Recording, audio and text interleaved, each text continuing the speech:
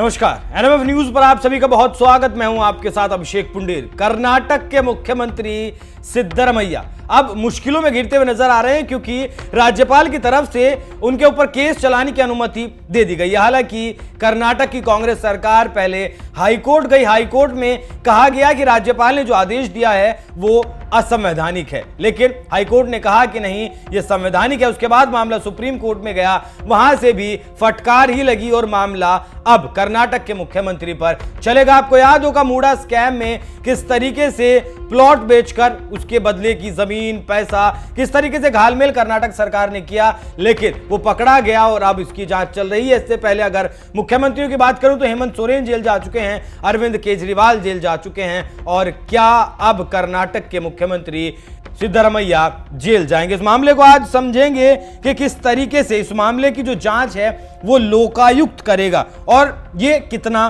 Powerful होता है। तो सबसे पहले समझिए कि बेंगलुरु की स्पेशल कोर्ट ने कर्नाटक के मुख्यमंत्री सिद्धरमैया के खिलाफ मैसूर शहरी विकास प्राधिकरण से जुड़े मामले की जांच कर्नाटक लोकायुक्त को सौंप दी है। उनको अपनी जांच रिपोर्ट मैसूरू जिला पुलिस को 3 महीने में सौंपनी होगी। अब जान लेते हैं कि लोकायुक्त के पास कितनी जिम्मेदारी है, कितने अधिकार हैं और कितनी शक्ति है, और इसकी जो रिपोर्ट है वो अहमियत रखती है। भारत में प्रशासनिक सुधार आयोग की ओर से केंद्र में लोकपाल और राज्यों में लोकायुक्त नियुक्त करने की सिफारिश की गई थी। इसके बाद साल 2013 में लोकपाल और लोकायुक्त अधिनियम बनाया गया था। कर्नाटक में साल 1984 में यह अधिनियम पास हो चुका था और 15 जनवरी 1986 से लागू भी है। लोकायुक्त के पास सरकारी अधिकारियों, राजनीतिक दलों के नेताओं के खिलाफ भ्रष्टाचार, घूसखोरी और सत्ता के दुरुपयोग से जुड़ी शिकायतों की जांच का अधिकार होता है। इनमें मुख्यमंत्री, उप मुख्यमंत्री, मंत्री, राज्य मंत्री,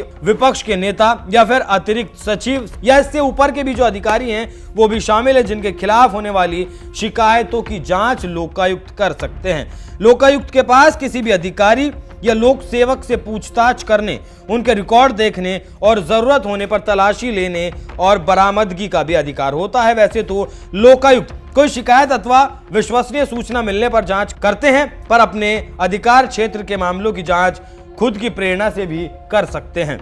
अब यहां समझिए कि अगर लोकायुक्त को शिकायत के बाद यह भरोसा हो जाता है कि लोक सेवक के खिलाफ की गई शिकायत सही है या फिर संबंधित लोक सेवक को अपने पद पर नहीं रहना चाहिए, तो अपनी रिपोर्ट में इसकी घोषणा कर सकते हैं। इसके बाद जिन मामलों में सक्षम अधिकारी राज्यपाल, राज्य सरकार या मुख्यमंत्री होते हैं, उन मामलों की सुनवाई के बाद इस घोषणा को मान भी सकते हैं, खारिज भी कर सकते हैं।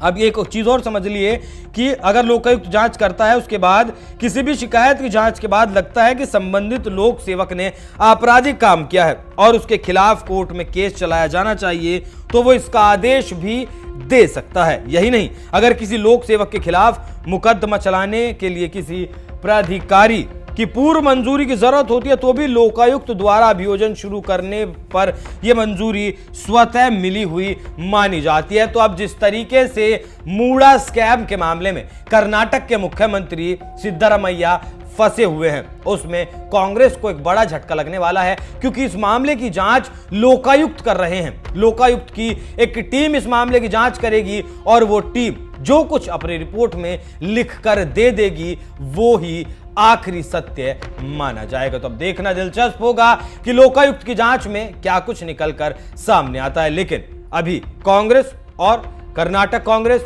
या फिर सिद्धरमैया की बात करूं, साथ में राहुल गांधी की बात करूं, तो सभी की मुश्किलें बहुत ज्यादा बढ़ने वाली हैं। इस खबर पर क्या है आपकी राय, कमेंट कर में जरूर बताएं। धन्यवाद।